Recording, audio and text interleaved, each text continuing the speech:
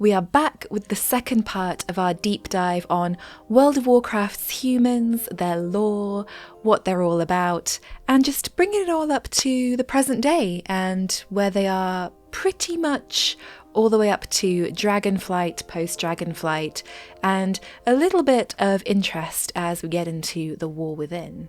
If you remember from the last video, we covered a few different periods in their history, from their very ancient Vrykul Titan-forged origins, all the way through to travelling to Northrend, becoming the humans that they are due to the curse of flesh, forming tribes, fighting a lot amongst themselves, creating kingdoms of their own, which eventually grew, fell, split apart, were plagued by plague, and eventually to the dawn of the Lich King, who, as I promised, will get his own video, but for now I highly recommend that you watch the first part and just get a bit of backstory because we're going to be diving straight in with this one. Shall we get into it? Let's get into it.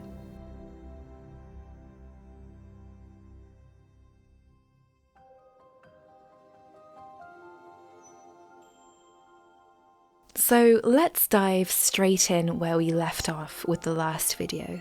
At this point, the alliance of Lordaeron that we spoke of in that last part was kind of falling apart a little bit. Lots of squabbling, disagreements, politics, that kind of thing. But the remnants of those kingdoms and the alliance were banding together at this point in history to try and retake the lands that they had lost to the undead. If you remember, the kingdom of Lordaeron was wiped out by a plague, and Prince Arthas Menethil had become the Lich King. As just a brief explainer, because I don't think I explained this too much in the last video, the Lich King is not a specific person, but rather a title, and he is the master and controller of the Scourge, and the Scourge are risen undead. So you can imagine what Arthas, as the Lich King, did with all of the victims of the Lordaeron plague. Yep, he raised them to become his new Scourge army. And he spent about 5 years plotting and planning how that would go down.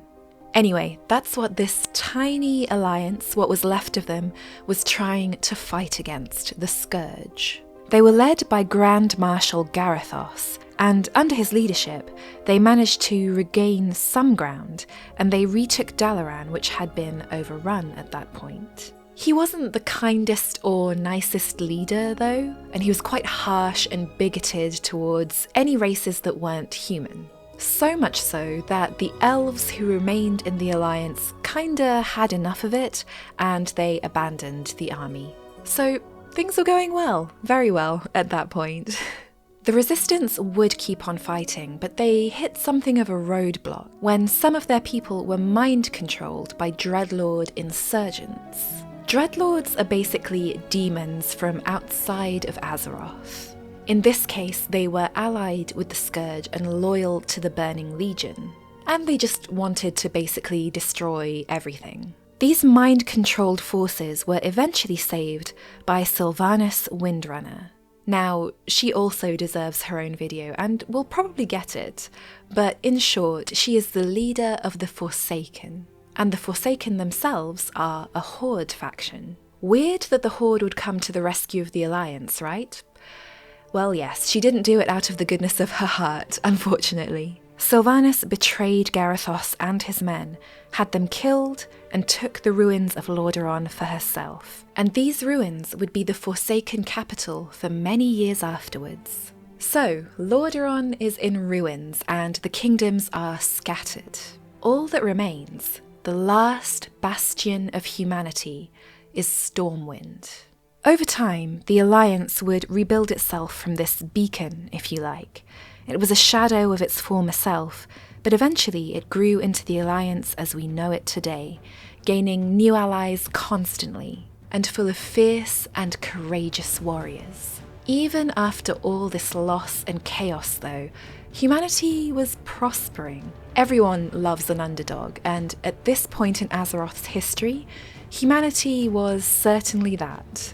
Even in Lordaeron, there were pockets of humanity trying to fight back, and as such they often came to a head with the Forsaken, which caused all kinds of existential issues. Some of these Forsaken would have been friends, family, but now they were an abomination. And even worse, they had joined the opposing side, the Horde, and that was just traitorous in the eyes of the humans that were left. As a result of this, humans' primary threat became not just the Scourge under the command of the Lich King, but the Forsaken under the command of Sylvanas as well. Undead everywhere.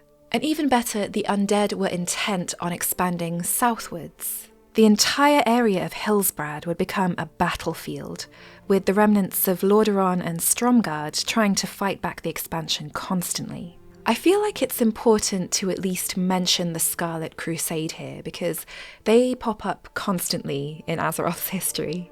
They were originally Knights of the Silver Hand. If you remember, the Silver Hand refers to Tyr, and these knights were paladins using the Holy Light. Under the leadership of Alexandros Mograine, they attempted to take the Plague Lands back from the Forsaken and just undead in general. But Mograine fell to the Scourge. And as a result, some of these knights became even more fanatical about the light, and destroying all undead and even just non-human races. These humans rebranded themselves as the Scarlet Crusade. The knights who were disgusted with them and just didn't want anything to do with it branched off and became the Argent Dawn, and they accepted all of Azeroth's races into their ranks. A bunch of stuff happens after this.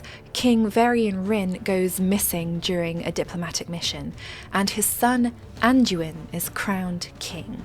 However, at this point he's still a child, and so a regent is appointed, by the name of Bolvar Fordragon. And he did his best, but leadership of humanity was in disarray for quite some time after that. One of the most well-known characters in all of World of Warcraft, and just Azeroth as a whole, is the human mage Jaina Proudmoore, and she begins to come into play here. She establishes Theramore Isle with some of the survivors of Lordaeron after the defeat of the demon Archimond and the banishment of the Burning Legion, where she joined forces with the Night Elves and also the Horde to send all these demons back to where they came from, basically. After that, though, a bunch of the remaining human kingdoms began to isolate themselves. The kingdom of Kultiris cuts ties with the Alliance, mostly due to bitterness with Jaina, who is Kultiran herself. They weren't big fans of allying with the Horde, even if it helped them out in the end because it got her father killed. Dalaran raises a huge magical dome around their city through which no one can enter or exit. Stromgarde was invaded by trolls and ogres, and Gilneas built the Greymane Wall, barricading themselves behind it for many years. Only now, at this point, do we get into everything that's happened in World of Warcraft in-game so far. Let's see if we can speedrun it. I wonder if we can. The Dark Portal reopens, and the Alliance works with the Horde to repel another invasion by the Burning Legion. Varian is freed and returns to the throne, and order is restored, just in time for the Lich King to make his move. Another plague would sweep through the land, and the fight against the Scourge is taken directly to Northrend, which is where the Lich King's throne is. There's an uprising within the Forsaken, and a group of them unleash a blight on the Horde and the Alliance, which makes Varian pretty mad, and he wants his revenge. The entire city of Dalaran is lifted into the sky and teleported to Northrend to help in the fight. And it's actually been a floating city ever since. You can still see the crater of where Dalaran was in-game, and it teleports around depending on the expansion and where it's needed. Arthas, the Lich King, is eventually defeated, but that's not the end of the story. There must always be a Lich King, just to keep the Scourge in check and make sure they don't run across the entire Earth and destroy everything. So Bolvar Fordragon takes on that task. Then the corrupted dragon aspect Deathwing erupts from the ground. throwing Azeroth into turmoil and attacking Stormwind City directly. At this point, Gilneas was thrust back into the world as the cataclysm caused by Deathwing broke the Greymane Wall. They were brought back into the Alliance by the Night Elves, but in the time that they were hidden, many of them had been afflicted with a strange curse that turned them into Worgen. Garrosh Hellscream becomes War Chief of the Horde, and that doesn't really go very well either. The whole conflict between the Horde and Alliance is renewed as soon as he comes to power. He also completely destroys Theramore Isle and almost everyone in it, but Jaina manages to escape. Then Garrosh flees to an alternate timeline, and the wizard Khadgar kinda helps out with seeing that he's brought to justice. The Legion invades again, and Varian dies for real this time, and his son Anduin is made king. Then Sylvanas burns down Teldrassil, which is the world tree of the Night Elves. I cover that a bit more in my Night Elf lore video, but as a result, the Alliance retaliate by attacking Lordaeron, mostly just with the intention of trying to take it back.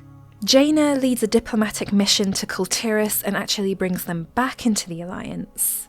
So basically, in recent history, there's a lot of fighting against the Horde and trying to bring their old kingdoms back into the Alliance to fight alongside them. This more or less brings us up to date with humans in World of Warcraft now. They're still thriving, Stormwind after Deathwing's attack has been rebuilt, and, they're going strong, they're still leading the Alliance from the front. But now the question is, where does humanity even go from here?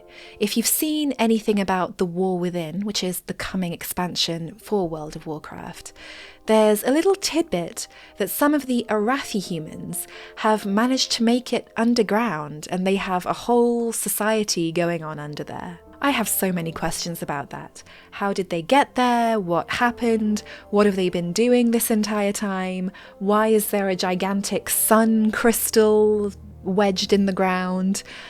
I don't know. We'll see in a few years, I guess. But what do you think is going to happen with humans going forward? Are they due for some more turmoil? Do you think the Arathi humans will be also absorbed back into the Alliance and they're going to keep building up their former strength with the human kingdoms?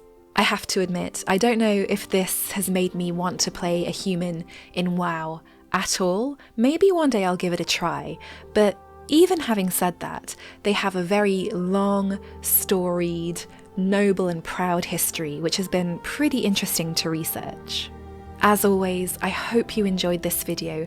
Let me know your thoughts down in the comments below, whether you play a human or not, or if you even just found this lore interesting. You know I love to hear from you, always. I love your comments. Thank you so much for those. Please also don't forget to like if you enjoyed this video, and subscribe if you haven't already. As always, you know it means the world to me. And with that said, I'll see you in the next video.